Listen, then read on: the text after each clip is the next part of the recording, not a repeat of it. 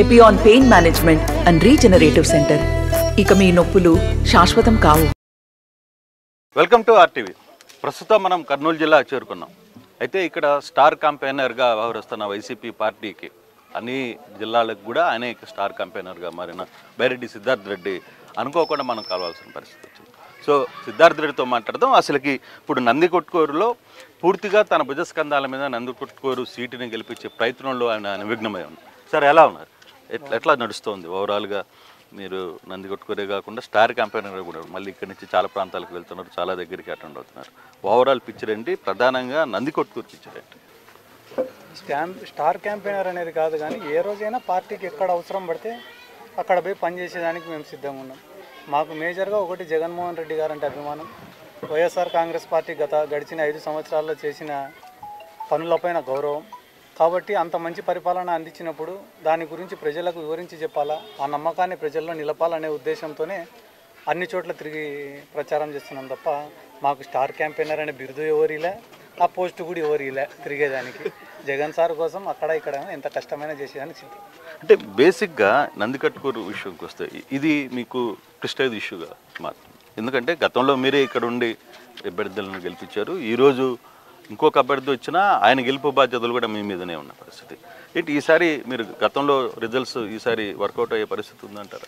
ఖచ్చితంగా ఉందనుకుంటున్నాం. ఎందుకంటే కానీ ప్రెస్టేజ్ ఇష్యూ అనేది కాదు, కానీ కొన్ని వందల మంది కార్యకర్తల్ని నేను ఇక్కడ పేరు పెట్టి పిలవగలుగుతాను. ఇప్పుడు ఈ క్యాంపెయినింగ్ జరిగే సందర్భంలోనే దాదాపు ఒక 20-30 ఇళ్ళు తిరిగితే 5-10 ఇళ్ళ మంది లోపలికి పిలిచి టీలు, కాఫీలు, టిఫిన్లు ఇచ్చి ప్రేమగా పలకరించి మేము వేసేది ఫ్యాన్కే అంటున్నారు. ఇంత గౌరవము, ఇంత అభిమానం దక్కేది ఓన్లీ పొలిటికల్ ఫీల్డ్లోనే. కాబట్టి ఆ గౌరవాన్ని, ఆ మర్యాదని జీవితాంతం కాపాడుకోవాలనే ఉద్దేశంతో మేము తిరుగుతాం తప్ప పదవి రావాలనో, అధికారం రావాలనో, ఎమ్మెల్యేగా గెలిపించుకుంటేనే మేము రాజకీయాల్లో ఉంటామనేదో మా యొక్క ఉద్దేశం కాదు. కాబట్టి ఇంతమంది అభిమానాన్ని నిలబెట్టుకోవాలంటే కానీ కష్టపడి పనిచేయాలా. రూలింగ్ గవర్నమెంట్లో ఉన్నాము, ఎమ్మెల్యే అభ్యర్థిని గెలిపించుకున్నామంటే ఎక్కువ మందికి సహాయపడేదానికి ఒక అవకాశం ఉంటుంది. దానికోసం అని చెప్పి కష్టపడి తిరుగుతున్నాం. అవతల పక్క లీడర్షిప్ ఎటువంటి వాళ్ళు, మేము ఎటువంటి వాళ్ళము, తెలుగుదేశం పార్టీ ఏ రకంగా మోసం చేసింది, వైఎస్ఆర్ కాంగ్రెస్ పార్టీ ఏ రకంగా బెనిఫిట్ చేసింది, ఇవన్నీ ప్రజలకు వివరిస్తే గాన వాళ్ళలో ఒక చైతన్యం నింపాలనే ఒక ఉద్దేశంతోనే మేము కూడా ఇంత తిరుగుతున్నాం. కానీ ప్రత్యర్థులు ఈసారి మీ అభ్యర్థుల కంటే కూడా సిద్ధార్థ రెడ్డినే టార్గెట్ చేస్తుంది. నందికొట్కూరులో కావచ్చు, బయట ప్రాంతాల్లో కావచ్చు. ప్రధానంగా నందికొట్కూరులో మీ ప్రత్యర్థులు సిద్ధార్థ రెడ్డిని ఈసారి అంటే కంట్రోల్ చేయాలని పూర్తిగా మీ మీద ఫోకస్ చేసిన పరిస్థితి. ఏం కంట్రోల్ లేదు సార్, నేనేమన్నా భూ కబ్జాలు చేసి పారిపోయినా ఇళ్ళల్లో నుంచి? పారిపోలే కదా. పోనీ నా పైన ఏమైనా సారాయి కేసులు ఉన్నాయా, చీప్ లిక్కర్ కేసులు ఉన్నాయా, దొంగతనాల కేసులు ఉన్నాయా, డెకాయిట్ కేసులు ఉన్నాయా? నా జీవితంలో నా పైన ఏమైనా కేసులు ఉన్నాయంటే రౌడీ సీటర్ల జోలికి, క్రిమినల్స్ జోలికి పోయినా అనే కేసులే తప్ప అమాయకుల జోలికి పోయినామనే కేసులు కూడా నా పైన ఒకటి కూడా లేదు. దౌర్జన్యాలు, దోపిడీలు చేసింటే అవతలోడు దొక్కుతాడేమో, అవతలోడు టార్గెట్ చేస్తాడేమో, అందరూ గ్రూప్ అయినారేమో అని చెప్పి భయపడాలా. నేను ఇంకా ఎక్కువ అయితే కానీ నా సొంత జోబులో నుంచి డబ్బులు ఖర్చు పెట్టుకొని తిరుగుతానా? నా శక్తి మేరకు జగన్ సార్ని అడిగి నందికొట్కూరుకి ఎంతో కొంత పనులు చేయగలుగుతున్నా. నాకు ఎటువంటి ప్రోటోకాలు లేకపోయినప్పటికీ కూడా నేను తిరిగి అడిగి, అధికారులను అడిగి, జగన్ సార్ని అడిగి పనులు చేయించగలుగుతాను. నాలో ఎటువంటి స్వార్థం లేనప్పుడు వాళ్ళు 5 మంది వస్తే నాకేంది, 50 మంది వస్తే నాకేంది, కట్టకట్టుకొని నాకు వస్తేంది, విడివిడికి వస్తే నాకేమైంది? ప్రజలతో నాకు ఒక బాండింగ్ ఉంది. ఈ నందికొట్కూరు నియోజకవర్గంలో ఒంటరిగా ప్రయాణం మొదలుపెట్టిన సిద్ధార్థ రెడ్డి ఈరోజు ఇదే నందికొట్కూరులో ఒక 5,000 మందిని, 3 నుంచి 5,000 మందిని పేరు పెట్టి పిలిచగలుగుతున్నాడు. ప్రతి గ్రామంలో ఒక బీసీ కాలనీకి పోయినా, ఒక ఎస్సీ కాలనీకి పోయినా, ఒక మైనారిటీ కాలనీకి పోయినా, ఎక్కడికి పోయినా కూడా ప్రేమగా పిలుచుకొని సిద్ధార్థన్ వచ్చినాడమ్మా అని ఇంట్లో చెప్పి పిలుచుకొని ఒక సెల్ఫీ ఫోటో దిగి పంపించే పరిస్థితి ఉంది. ఇటువంటి టైంలో మీరు చెప్పినటువంటి వర్కౌట్ కావాలి. అంటే సిద్ధార్థ రెడ్డి బేసిక్గా మాట్లాడేది, సిద్ధార్థ రెడ్డి మొదటి స్టార్టింగ్ సింగిల్గా స్టార్ట్ అయ్యాడు. స్టార్ట్ అయినప్పటి నుంచి ఈరోజు వివిధ పదవులు పొందే స్థాయికి ఎదిగాడు. దీని వెనకాల కారణం ఎవరు? ఎలా సక్సెస్ అయింది సిద్ధార్థ రెడ్డికి మాత్రమే, ఎలా వర్కౌట్ అయిందంటే ఏం చెప్తారు? నందికొట్కూరు ప్రజలు నన్ను ఓన్ చేసుకున్నారు. ఇక్కడ ఉన్న ప్రజలు ఎప్పుడైతే సిద్ధార్థ రెడ్డి అంటే మా పిల్లోడు అని అనుకున్నారో అదే నాకు అన్నిటికంటే పెద్ద విజయం. ఇప్పుడు నేను వేరే నియోజకవర్గాలకు పోయి తిరిగినా, వేరే నియోజకవర్గాలలో పోయి ప్రతిపక్షాలను విమర్శించగలిగిన ఆ ధైర్యం ఏమి నాకు అంటే గాను, నాకు ఏదన్నా అంత ఆపద వచ్చినప్పుడు నా నందికొట్కూరు కాన్స్టిట్యున్సీ నాకుంది. నాకు ఏదన్నా ఇబ్బంది వచ్చినప్పుడు నా మనుషులు నాకు సపోర్ట్గా నిలబడతారు. ఇది నా నమ్మకం. ఇంకా ఫైనల్గా ఇంకా అంతకన్నా పెద్ద నమ్మకం నీకేమి, ఏం నీ ధైర్యం అంటే జగన్మోహన్ రెడ్డి ఉన్నాడు. 99.99999% మా సమస్యని నేనే డీల్ చేసుకుంటా. అక్కడ దాకా రాని ఆయన వరకు పోనీయను. కానీ 0.0001% ఏమంటే ఆయన ఉన్నాడని ఒక ధైర్యం, అంతే. ఆ నమ్మకమే ఇప్పుడు దాకా మిమ్మల్ని ఈ స్థాయికి తీసుకుని వచ్చింది. అంతే. కానీ సిద్ధార్థ రెడ్డి కేవలం ఇతరుల కోసం ఇతరుల ఎమ్మెల్యేలు చేయడానికి మాత్రమే పనికొస్తున్నాడు. కానీ అధ్యక్ష అనే ఎప్పుడు సిద్ధార్థ రెడ్డి ఎప్పుడు ప్రకటిస్తాడు? ఇప్పుడు తెలియని నాకు ఎమ్మెల్యే కావాలనుకునే నాకు తెలిసినంత వరకు నాకైతే పెద్ద పని కాదు. నేను ఎమ్మెల్యే కావాలా ఖచ్చితంగా, ఎంపీ కావాలా ఖచ్చితంగా, ఇంకొకటి కావాలని అనుకుంటే కానీ అనుకోవడం ఆలస్యం. ఇంతమంది ప్రజల సపోర్ట్ ఉంది, ఇంతమంది క్యాడర్ ఉంది, నాకేం పెద్ద. కానీ చిన్నతనంలో తెలియని వయసులో రాజకీయాల్లోకి రావడము, అనుకోని పరిస్థితుల్లో కొన్ని తప్పులు చేసినాము, కొన్ని చోట్ల తప్పుడు మార్గాల్లో నడిచినాము, కొన్ని తెలియని వయసులో. దాంతో నేను సాధ్యమైనంత వరకు నా భుజాలపైన బాధ్యత ఎత్తుకునేదానికన్నా కూడా ఎవరైనా ఎత్తుకుంటే వాళ్ళకి వెనకపక్క సపోర్ట్గా ఉండాలనేదే మేజర్ రోల్. అంటే ఇంకొక 5 సంవత్సరాలు 6 సంవత్సరాలు ఇంకా నేను ప్రూవ్ చేసుకొని ఇంకా ప్రజలకు ఎక్కువ ఉపయోగపడి ఎక్కువ పనులు చేసి నేను సరే ఇది రైట్ టైం, నేను ఎమ్మెల్యేగానో ఎంపీగానో కంటెస్ట్ చేయాలని అనుకొని ఆ టైంలో దిగాలని అనుకుంటున్నా తప్ప ఇంకా దానికి టైం ఉందని అనుకుంటున్నాను. అంటే మిమ్మల్ని మీరు ఆపుకుంటున్నారా లేకపోతే అవకాశాలు రావట్లేదా? అవకాశం కోసం నేను ప్రయత్నం చేయలే అంటున్నా. నన్ను నేను ఆపుకుంటున్న మాట వాస్తవమే, ప్రెసెంట్ వ్యాక్యూమ్ లేని మాట కూడా వాస్తవం. సో అంటే యాక్చువల్గా ఇక్కడ మీరు బైరెడ్డి సిద్ధార్థ కుటుంబంలోనే మీ రాజశేఖర రెడ్డి కూతురు కూడా ఎంపీగా పోటీ చేస్తుంది. ఇక్కడ టీడీపీలో ఒక డిఫరెంట్ కల్చర్ కనబడుతుంది. నేను తిరుగుతుంటాను, ఒకరేమో సింగిల్గా మాకు ఒక వర్గం ఓటేయండి, ఇంకొకరేమో ఇంకో వర్గానికి ఓటేయండి. అది మీకు కొంత అనుకూలించే అంశమే. మరి ఇటువంటి అంశాన్ని ఎలా క్యాప్చర్ చేస్తున్నారు? వాళ్ళ తలనొప్పి మాకు ఎప్పుడు అనవసరమైన సబ్జెక్టు. వాస్తవానికి అయితే తెలుగుదేశం పార్టీ లీడర్లను చూపించినట్టు నేను గుర్తు కూడా పట్టలేను సగం మందిని. అంటే ఎందుకంటే నాకు తెలియదు వాళ్ళతో నాకు ఎప్పుడు నా కాడికి వచ్చే మనుషులు, నా cadre, YSR Congress party cadre, మా మనుషులు అంతే, మా కుటుంబాలు, మా బంధువులు. నేను వాళ్ళని ఎవరిని మేము ఆలోచన చేయం. వాళ్ళు గుంపులుగా వచ్చినా, అందరు కలిసి వచ్చినా, వాళ్ళల్లో వాళ్ళకు మనస్పర్ధలు ఉన్నా, దానివల్ల మాకు ఏదైనా అడ్వాంటేజ్ వస్తుందని మేము ఎప్పుడు ఆలోచన చేయలే. మేమేం చేయాలా? కార్యకర్తల సమావేశాలు పెట్టుకున్నాం, బూత్ కమిటీ సమావేశాలు పెట్టుకున్నాం, ఆత్మీయ సమావేశాలు పెట్టుకున్నాం, మీటింగులు పెట్టుకున్నాం, గడప ప్రోగ్రామ్స్ పెట్టుకున్నాం, ప్రతి విలేజ్ కవర్ చేసినాం.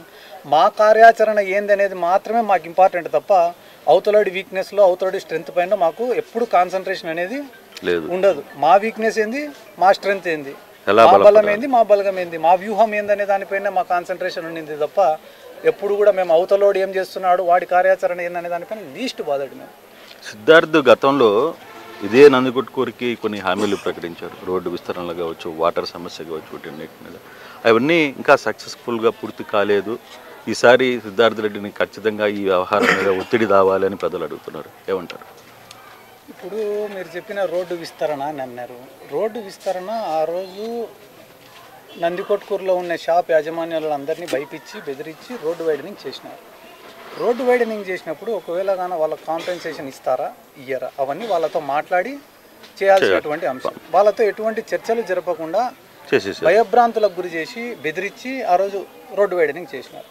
దాని తరఫున ఎంతోమంది చాలా మంది ప్రజలు కూడా కోర్టును ఆశ్రయించినారు. అయినప్పటికీ నేను వాళ్ళని రిక్వెస్ట్ చేసుకొని రోడ్డు వైడనింగ్ కోసం అని చెప్పి శాంక్షన్ తెచ్చుకొని ఒక 2.5 కోట్ల రూపాయలతో రోడ్లు వేస్తున్నాను. అది కాకుండా నేను జగన్మోహన్ రెడ్డి గారికి అర్జీ ఇచ్చి నితిన్ గడ్కరీ గారికి లెటర్ రాయించింది. అది రిజెక్ట్ అయ్యింది. ఎందుకంటే కానీ ఇప్పుడు ఉన్న నేషనల్ హైవే అంతా కంప్లీట్ అయిన తర్వాత ఏవైతే కానీ ఈ పెండింగ్లో ఉన్నాయి రోడ్స్ అవి అప్పుడు డెవలప్ చేస్తాము, ఇప్పుడు కాదు అని చెప్పి వాళ్ళు రిటర్న్గా మాకు లెటర్ రిప్లై రాసినారు. మా ప్రయత్నంలో ఎక్కడ విఫలం లేదనేది నేను చెప్పే అంశం. రెండోది సిద్ధార్థ రెడ్డిని నిలదీసేదానికి వాళ్లకు ఫ్రమ్ 2014 to 2019 వాళ్ళ హయాంలో జరిగిన పనులెన్ని, ఇప్పుడు 2019 to 2024 జరిగిన పనులు ఎన్ని అనేది మీరు ఒకసారి క్యాల్కులేషన్ తీస్తే ఇదే నందికొట్కూరు మున్సిపాలిటీలో 22 కిలోమీటర్ల రోడ్లు వేసినాయి. ఎన్ని? 22 కిలోమీటర్లకు సంబంధించిన రోడ్లు. ఇవి కాకుండా ఓన్లీ కార్పొరేషన్ పరిధిలోనే మున్సిపాలిటీలోనే ఈ 36,000 నుంచి 40,000 జనాభా ఉన్న ఈ నందికొట్కూరు మున్సిపాలిటీలో 22 కిలోమీటర్లు వాళ్ళు తలకిందులో తపస్సు చేసినా కూడా వాళ్ళ జీవితం అంతా కలిపి వేయలే. అది ఏంది, వాళ్ళు ఫుల్ ఫ్లెడ్జ్డ్గా వాళ్ళ పని జరిపించుకున్నారు, వాళ్ళ పెత్తనం చెలాయించినారు. ఒకరు ఎమ్మెల్యేగా పనిచేసినారు, ఇంకొక ఆయన ఇన్ఛార్జ్గా పనిచేసి ఫుల్ ఫ్లెడ్జ్డ్ పవర్ నడిచినప్పుడు కూడా వాళ్ళు చేయలే. నాది 1% కూడా పవర్ నడచలే. ఈ 5 years నాది ఎదురీతనే. ఈ 5 ఏళ్ళు రూలింగ్ గవర్నమెంట్లో ఉన్నప్పటికీ కూడా అడుగడుగున ప్రతిపక్షం కన్నా ఘోరమైన పరిస్థితిని నేను ఫేస్ చేసిన. అంటే అధికార పక్షంలో కూడా మీకు వ్యతిరేకత ఉందా? ఇప్పుడు మున్సిపల్ ఎన్నికలు జరిగినాయి, నన్ను హౌస్ అరెస్ట్ చేసినారు. సర్పంచ్ ఎన్నికలు జరిగినాయి, నన్ను హౌస్ అరెస్ట్ చేసినారు. లాస్ట్కు టీడీపీ వాడు బైకాట్ చేసిన ఎంపీటీసీ జెడ్పీటీసీ ఎన్నికలకు కూడా నన్ను హౌస్ అరెస్ట్ చేసినారు. బాధ అనేది ఎట్టుంటుందిరా అంటే, ఇదే ప్రాతకోట విలేజ్లో ఒక పిల్లోడు ఏజెంట్ కూర్చొని ఉంటే లాఠీ చార్జ్ చేసి పోలీసులు చంపినారు. నా పైన దగ్గర 4-5 కేసులు పెట్టినారు రూలింగ్ గవర్నమెంట్. అవి ఏ పార్టీ వాడు పెట్టించినాడు, ఈ పార్టీ వాడా ఆ పార్టీ వాడా అనేది పక్కన పెడితే గాన ఈ 5 years మేము ఫేస్ చేసినటువంటి ప్రాబ్లమ్స్ మాత్రమే మీకు చెప్తున్నాం. కాబట్టి ఇంత నలిగినా కూడా నాది 1% ఒక ఎంఆర్ఓ బలకపోయినా, విఆర్ఓ బలకపోయినా, పంచాయతీ సెక్రటరీ బలకపోయినా, ఒక పోలీస్ ఆఫీసర్ బలకపోయినా మా వంతు ప్రయత్నం మేము చేసి ఫైట్ చేస్తూనే ఉన్నాం తప్ప ఎక్కడ కూడా చేతులు ఎత్తేసి అస్త్రసన్యాసం ఎప్పుడు చేయలే. ఫైట్ చేసినా, లోకల్ బాడీస్లో ఫైట్ చేసినా, మెల్లమెల్లగా అధికారులను మార్చుకున్నా, మెల్లమెల్లగా గ్రిప్ తెచ్చుకున్నా. ఏదో ఒక రోజు గ్రామాలలోనే గ్రూపులు ఉంటాయి, ఒక గ్రూప్ టీడీపీ, ఒక గ్రూప్ వైసీపీ. కానీ టౌన్కి వచ్చేటప్పటికి డెవలప్మెంట్ చూస్తారు. కాబట్టి టౌన్ ప్రజలకు డెవలప్మెంట్ చేయాలనే ఉద్దేశంతోనే ఈరోజు 22 కిలోమీటర్ల రోడ్లు కానీ, కాలువలు వేసినాము, డ్రైన్లు నిర్మించినాము, ఇవి కల్వర్ట్లు నిర్మించినాము, 3000 ఇంటి పట్టాలు ఇచ్చినాము, 1600 మందికి హౌసింగ్ ఇచ్చినాము, 30 బెడెడ్ హాస్పిటల్ చేసినాము, ఏబిఎం పాలెంకి పార్క్ ఇచ్చినాము, కొత్త మున్సిపల్ బిల్డింగ్ నిర్మిస్తాము, ఒక ఇండోర్ స్టేడియం కట్టినాము. మీకు ఇంత అనర్గళంగా ఇంత ఆగిపోయిన షాదీఖానాను మళ్ళీ తిరిగి నిర్మిస్తాము. ఆడ శ్మశాన వాటికి కాంపౌండ్ వాళ్ళు కట్టినాము. ప్రతి మీటింగ్లో కూడా ఎందుకు చెప్తానా అంటే, నాది 1% జరగకుంటేనే సిద్ధార్థ రెడ్డి చేసినాడే. నాది జరిగిన రోజున ఈరోజు మీరు అడిగిన వేరే ఊర్లకు స్టార్ క్యాంపెయినర్లకు ఎందుకు తిరుగుతాను అంటే, నేను అన్ని ఊర్లు తిరుగుతాయన్నా జగన్మోహన్ రెడ్డి నన్ను ఒకరోజు సిద్ధార్థ నీకు ఏం కావాలా అంటే, సార్ మా నందికొట్కూరుకి సాగునీరు కావాలా, తాగునీరు కావాలా అని ఆ రోజు కొట్టాడి చేపించుకున్నామనే ఉద్దేశంలో మీటింగ్ కాదనేది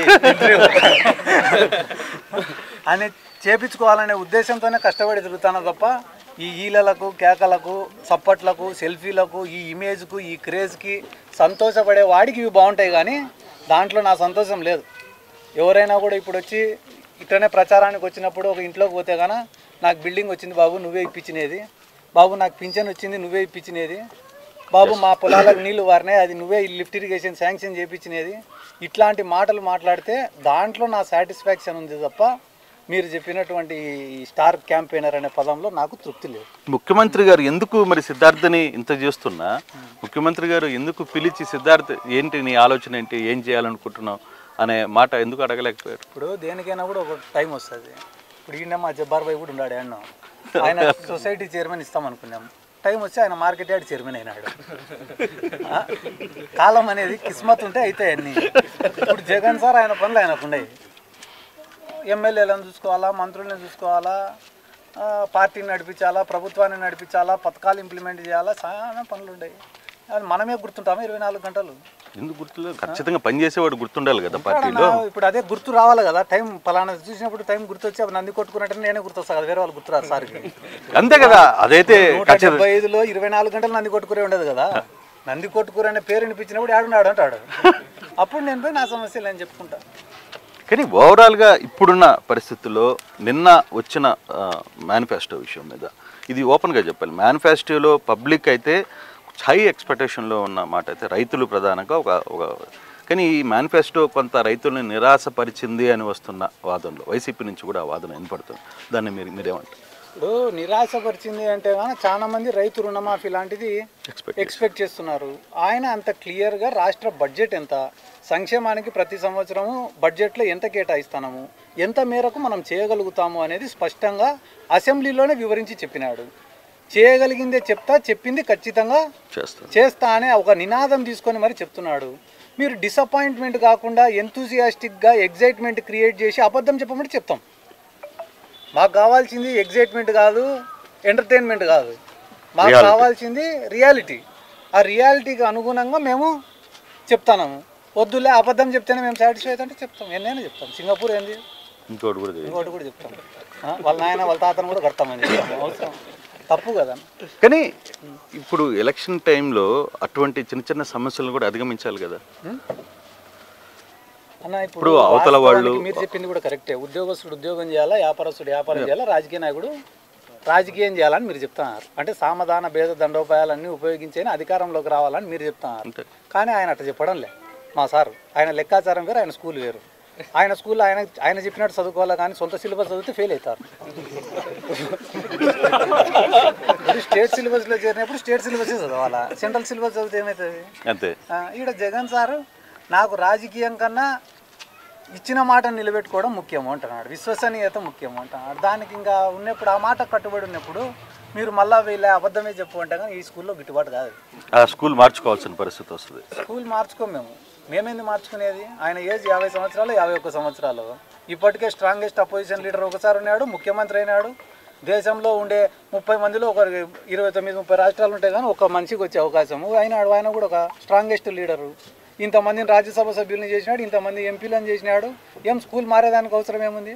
మరి ఫైనల్గా అయితే అచీవ్మెంట్ ఏదో ఒకటేగా, చచ్చిపోయి పొత్తులు పెట్టుకోవాలనుకునేటువంటి అయితే స్కూళ్ళు మారాలి. కానీ టీడీపీ పార్టీ జనాల్లోకి పోతే మెట్టుతో కొడతారని చెప్పి బీజేపీ పార్టీలో చేరిన సీఎం రమేష్ లాంటి వాళ్ళు అనుకోవాలి. కానీ నాది టీడీపీ అని చెప్పుకోలేక బీజేపీలో చేరి బీజేపీ టికెట్ తెచ్చుకునే సుజనా చౌదరి లాంటి వాళ్ళు కానీ రూలింగ్ అయినా అపోజిషన్ అయినా మాకు లైఫ్ ఇచ్చింది జగన్. అట్లాంటప్పుడు సచ్చినా బతికినా ఆయనతో ఉంటాం తప్ప స్కూల్ ఏంది నా మారేది? సో ఆలోచన కూడా స్కూలే మాది, ఇక మార్చే పరిస్థితి లేదు. అయితే అవసరమైతే అయ్యన్న మారుస్తారు, స్టూడెంట్లు మా వాళ్ళందరూ మా వాళ్ళు, మేమే స్కూల్ మారుతాం. అంటే బేసిక్గా జరుగుతున్న ఇష్యూస్లో అంటే గతంలో ఒక ఎలక్షన్స్ 2019 ఎలక్షన్స్కి 2024 ఎలక్షన్స్కి కొంత తేడా కనపడుతుంది అనేది సుస్పష్టంగా కనపడుతుంది. జగన్మోహన్ రెడ్డి ఏమో 175 మనం రీచ్ అవ్వాలి, కొట్టాలని మాట్లాడు. కానీ ఈరోజు పరిస్థితి మనం అసలు కంఫర్ట్గా బయటపడతామా అనే ఒక ఆలోచన కూడా కనపడుతుంది. ఎందుకు అంత గ్యాప్ ఎందుకు వచ్చిందంట? అన్న నాకు తెలిసినంత వరకు అయితే గాన చాలా క్లారిటీగా నేను చూసినదైతే స్థానిక నాయకుడి పైన ఎక్కడైనా కూడా చెడ్డ పేరు ఉంటే ఆ ఇంపాక్ట్ చూపిస్తుంది తప్ప జగన్మోహన్ రెడ్డి గారి పైన అయితే ఎటువంటి వ్యతిరేకత కూడా లేదు. I agree with you. ఎందుకంటే గతంతో పోలిస్తే కానీ ఎప్పుడూ వ్యవస్థలో ఇన్ని మార్పులు రాలే. ఈ డీబీటీ పద్ధతిలో డైరెక్ట్గా బెనిఫిషియరీస్కి అందలే అనేది ప్రతి పేదవాడిలో కూడా ఈరోజు ఉంది. కానీ ఇంకా ఎవరైనా స్థానిక నాయకుడు ప్రజలను పట్టించుకోకుండా ప్రజలను ఇడిచిపెట్టి కబ్జాలు చేసుకుంటా దౌర్జన్యాలు చేసుకుంటా అట్లాంటి వాళ్ళు ఎవరైనా ఉంటే అక్కడ ఏ పార్టీకైనా వ్యతిరేకమే ఉంటుంది. అట్లా జరిగిన చోట కూడా ఆయన జగన్ సార్ దృష్టి పెట్టి అభ్యర్థుల్ని కూడా మార్చినాడు. ఎవరు పర్ఫార్మెన్స్ అయితే బాగాలేదో అక్కడ అభ్యర్థుల్ని మార్చినాడు. కాబట్టి కానీ అది కూడా ఒక సమస్య అయిందా? ఇప్పుడు అభ్యర్థులను కూడా మార్చడం, దాదాపుగా 61 మంది సిట్టింగ్ ఎమ్మెల్యేలను మార్చుంటే చిన్న విషయం కాదు అది. అయినా మార్చి ఈరోజు ఎలక్షన్కి తన స్పీడ్ని దూసుకొని పోతున్నాడు. కానీ ఇటువంటి పరిస్థితుల్లో లోకల్గా ఏదైనా సమస్యలు వచ్చే పరిస్థితి ఉందా? ఇప్పుడు మా కాన్స్టిట్యున్సీలో ఇక్కడ యాదవ కమ్యూనిటీ వాళ్ళు ఉన్నారు. మేము ధైర్యంగా పోయి వాళ్ళనే అడుగుతాను. నేను అనిల్ కుమార్ యాదవ్ గారికి ఎంపీ టికెట్ ఇచ్చినాడు, కనిగిరి టికెట్ యాదవ్ కమ్యూనిటీకి ఇచ్చినాడు, ఏలూరు ఎంపీ టికెట్ యాదవ్ కమ్యూనిటీకి ఇచ్చినాడు, మన కందుకూరు టికెట్ యాదవ్ కమ్యూనిటీకి ఇచ్చినాడు. యాదవ సామాజిక వర్గాన్ని గుర్తించి జగన్మోహన్ రెడ్డి గారు ఇన్ని చోట్ల పొలిటికల్గా అకామిడేట్ చేస్తున్నాడు. అట్లా ఒక యాదవులకు కానీ బోయలకు కానీ కురువులకు కానీ బీసీలకు కానీ శెట్టిబల్జలకు కానీ కాపులకు కానీ ఇట్లా ఒక్కొక్క సామాజిక వర్గానికి కూడా పొలిటికల్గా లైఫ్ ఇస్తూ రాజ్యాధికారం వాళ్ళ చేతుల్లో పెడితే వాళ్ళ సమస్యను వాళ్ళే పరిష్కరించుకుంటారనే ఒక సదుద్దేశంతో సోషల్ ఇంజనీరింగ్ చేసినప్పుడు జగన్మోహన్ రెడ్డి గారు మార్పు మంచిదే కదా. ఇప్పుడు ఎక్కడో జగన్ సార్ ఎంపీ టికెట్ ఇస్తే నేను మా వాళ్ళకి చెప్పుకుంటాను, జగన్ సార్ అన్ని కమ్యూనిటీలకు ప్రాధాన్యత ఇస్తున్నారు కాబట్టి మీరు కూడా వైఎస్ఆర్ కాంగ్రెస్ పార్టీకి గట్టిగా పనిచేయండి అని. మార్చిన చోట ప్రాబ్లం అని మీరు అంటున్నారు, ఆడ మార్చినడం వల్ల మేము కూడా బలపడినామని నేను అంటున్నా. సో ఇది వర్కౌట్ అవుతుందని మీరు తిరుగుతున్నారు కాబట్టి, ఒక రాష్ట్రం మొత్తం తిరుగుతున్నారు కాబట్టి మీరు చూస్తున్న అంచనాలు ఈ వర్కౌట్ అవుతుందా? ఈ ప్రయోగం అయితే వర్కౌట్ అయ్యే పరిస్థితి కనబడుతుందా? చరిత్ర సృష్టించాలన్నప్పుడు కొన్ని ధైర్యమైన నిర్ణయాలు తీసుకోవాలి. చరిత్ర సృష్టించాలనుకునేప్పుడు కొంచెం డైనమిక్గా పోవాలి.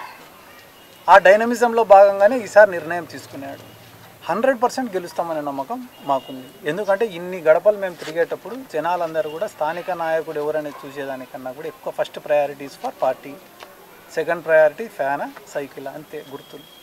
అంతకుమించి స్థానిక నాయకుని యొక్క ప్రభావం అయితే దాదాపుగా తగ్గి ఎక్కడైతే కానీ మితిమీరిన కరప్షనో దౌర్జన్యాలు జరిగే చోట స్థానిక నాయకుని చూస్తున్నారు. అంటే జగన్మోహన్ రెడ్డి ఒకవైపు, ముగ్గురు మోడీ, చంద్రబాబు, పవన్ కళ్యాణ్ ఒకవైపు. అంటే ఎలక్షన్ కూడా ఇప్పుడు స్థానికంగా లోకల్ ఎమ్మెల్యే అభ్యర్థులను ఎవరిని పెద్ద పట్టించుకోవట్లా. జగన్ ఉండాలా, దించేయాలా, లేదు చంద్రబాబు కావాలా, కూటమి కావాలా అనే సబ్జెక్ట్ మీదనే ఇప్పుడు జరుగుతున్న ఎలక్షన్. సో ఓవరాల్గా చూస్తున్నప్పుడు ఆ సబ్జెక్టు స్థానిక నేతల మధ్య కొంత డిస్టర్బెన్స్ జరిగే పరిస్థితి ఏమైనా కనపడుతుందా? అంటే స్థానిక నేతల మధ్య ఏం డిస్టర్బెన్స్ జరుగుతుంది అంటే ఇష్యూస్లో చాలా ఇష్యూస్ 3-4 పార్టీలకు సంబంధించిన వ్యక్తులు కావచ్చు. అంటే ఇప్పుడు కూటమి తీసుకుంటే అప్పుడు 3 నాయకుల వ్యక్తుల కలవాలి, వాళ్ళ ముగ్గురు కలిస్తే కానీ అక్కడ తన అభ్యర్థిని గెలుపుకోలేని పరిస్థితి. ఇక్కడ మీరేమో ఒంటరిగా పోటీ చేస్తున్న పరిస్థితి. ఇప్పుడు వాళ్ళ కూటమి అనేది it is a big failure కదా పొలిటికల్గా. ఒక్కరికన్నా సిద్ధాంతం ఉంది దాంట్లో. ఒక్కొక్కరికి ఒక్కొక్క సిద్ధాంతం ఉంది. అన్ని అసలు ఒకరికి వేవ్ లెంత్ ఒకరికి మ్యాచ్ కాని వాళ్ళందరూ ఎందుకు గెలిచినారు? మీరు కూటమి అని అంటున్నారు. 175 నియోజకవర్గాల్లో అభ్యర్థుల్ని పెట్టినప్పుడు జనసేన వాడు నిలబడాలా, బీజేపీ వాడు నిలబడాలా, టీడీపీ వాడు నిలబడాలా. కానీ ఇక్కడ ఏమైంది? బీజేపీలో టీడీపీ వాడే నిలబడినాడు, జనసేనలో టీడీపీలో టీడీపీ వాడే. వాళ్ళిద్దరికి డబ్బులు వారేసినాడు, బిచ్చం మాదిరి 5 సీట్లు వారేసినాడు. మొత్తం కీరోలంతా చంద్రబాబు నాయుడు ప్లే చేస్తున్నాడు. దేనికోసము? అధికార దాహంతో, తిరిగి అధికారంలోకి రావాలనే ఒక ఉద్దేశంతో, ఉన్న కేసుల నుంచి బయటపడాలని. ఆ కేసుల నుంచి బయటపడాలంటే ఒక పెద్ద తలకాయ సపోర్ట్ కావాలని, ఆ పెద్ద తలకాయ నరేంద్ర మోడీ అనే ఉద్దేశంతో పోయి మోడీ కాళ్ళు పట్టుకున్నాడు. మోడీని ఏమేమన్నాడో మీకు తెలీదా? అంటే రాష్ట్ర ప్రజలు ఈ 2 నాలుకల సిద్ధాంతాన్ని ఒప్పుకుంటారని మీరు అనుకుంటున్నారా? పొద్దున్నే మోడీ మంచోడని, మధ్యాహ్నం చెడ్డోడని, పవన్ కళ్యాణ్ పనికిమాలోడని, లేదు పవన్ కళ్యాణ్ గొప్పోడని, ఒక త్యాగమూర్తి అని, త్యాగశీలి అని, త్యాగరాజని ఇన్ని పేర్లు పెడితే పబ్లిక్ యాక్సెప్ట్ చేస్తారని మీరు అనుకుంటున్నారా? ప్రత్యేక హోదా ఇయ్యని బీజేపీని, రాష్ట్రానికి నిధులు ఇయ్యని బీజేపీని, పోలవరానికి డబ్బులు ఇయ్యని బీజేపీని, రాష్ట్ర ప్రజలను నట్టేయడం ముంచిన బీజేపీని ఈరోజు రాష్ట్ర ప్రజలు యాక్సెప్ట్ చేస్తారని మీరు అనుకుంటున్నారా? ఇవన్నీ చేయడమే కాకుండా ఇండైరెక్ట్గా షర్మిలకు ఫండింగ్ చేస్తా అనేది తెలుగుదేశం పార్టీ అని చెప్పి మీకు తెలీదా? ఒక రాజకీయంగా ఒక వ్యక్తిని దెబ్బతీసేదానికి, రాజకీయంగా ఎట్ట తిరిగి కుర్చీలో కూర్చోవాలని చెప్పి ఇంత నీచమైన రాజకీయం చేస్తుంటే కానీ ప్రజలు దీన్ని గమనించరని మీరు అనుకుంటున్నారా? ప్రజలు మీకన్నా నాకన్నా చాలా తెలివైన వాళ్ళు. తెలంగాణలో ఒక ముఖ్యమంత్రి అభ్యర్థి నిలబడితే కూడా వాళ్ళిద్దరిని కాదని ఒక సామాన్యుడిని గెలిపించినారు. కాబట్టి ఇక్కడ వీళ్ళు ఇంత చీప్ పాలిటిక్స్ చేస్తుంటే దాన్ని గమనించలేని పరిస్థితుల్లో ఆంధ్ర రాష్ట్ర ప్రజలైతే లేరు. అది కనపడుతుంది. ఆ వేవ్ అయితే మీకు అర్థమవుతుంది? నాకన్నా బాగా మీకు అర్థం కావాలంటే బాగా అర్థమవుతుంది లేదు? మీరు మీ అబ్జర్వేషన్లో ఏం జరిగింది? నా అబ్జర్వేషన్లో మాకు తెలిసినంత వరకు అయితే వారు చాలా మటుకు వన్ సైడ్గానే ఉంటుందన్న. మీరు అంటే పోయిన ఎలక్షన్ ఈ ఎలక్షన్ ఒకటే మాదిరి ఉండదు కదా. అంటే లాస్ట్ టైం సింపతితో సహా యాంటీ చంద్రబాబు నాయుడు సింపతి అన్ని ఏ రకంగా జగన్మోహన్ రెడ్డి గారికి ఒక అవకాశం ఇవ్వాలని అన్ని ఫ్యాక్టర్స్ ఎట్లా జగన్ సార్ కలిసి వచ్చినాయో, ఈసారి గవర్నమెంట్ ఉన్నప్పుడు ఆటోమేటిక్గా యాంటీ గవర్నమెంట్ అనేది కొంత ఉంటుంది. ఆ యాంటీ గవర్నమెంట్ని అధిగమించే రీతిలో మా దగ్గర బెనిఫిషియర్స్ ఉన్నారు, లబ్ధిదారులు. ఒక్కొక్క నియోజకవర్గంలో లబ్ధిదారుల యొక్క సంఖ్య మీరు చూడండి. మా నందికొట్కూరు కాన్స్టిట్యున్సీలోనే మల్టిపుల్ బెనిఫిషియరీస్ దాదాపుగా 1,88,000 మంది ఉన్నారు. 1.88 to 1.91 మధ్యలో ఎక్కడో కొంచెం తేడా. అంతమంది బెనిఫిషియరీస్ ఉన్నప్పుడు మేము పోయి అడుగుతున్నాము, ఏమ్మా రేపు చంద్రబాబు నాయుడుకు ఓటు వేసినారంటే మీకు వాలంటీర్ వ్యవస్థ ఉండదు. సంక్షేమం చెప్తున్నారు, అభివృద్ధి కూడా ఇంపార్టెంట్ కదా. నందికొట్కూరు గురించి మీకు 22 కిలోమీటర్లు అనేది సంక్షేమం, అది రోడ్డు సంక్షేమంలో భాగం కాదు కదన్నా. ఒక్కొక్క నియోజకవర్గంలో మీరు డోన్కు పోండి, డోన్లో డెవలప్మెంటే జరగలేదా? నిన్న ఎవరో మాట్లాడుతున్నారు, డోన్లో ఏముంది, ఏం డెవలప్మెంట్ లేదు, డోన్లోనే డెవలప్మెంట్ లేదంటే ఇంకా వాడేమో కాళ్ళల్లో సీసం పోసుకుని. నమస్తే అండి. ఇది వ్యాపారం గురించి కాదు, ఓటు గురించి. ఎన్నికల్లో ఓటు వేయడం మన హక్కు మాత్రమే కాదు, కర్తవ్యం. ఎంతో మంది మహా నేతలు శ్రమించి ప్రాణత్యాగం చేసి ఈ అవకాశాన్ని మనకిప్పించారు. అందరూ ఓటు వేద్దాం. ఎందుకంటే ఓటు హక్కు ఊరికే రాదు. నా ఓటు ఎవరికో తెలుసా? అది సీక్రెట్ అండి.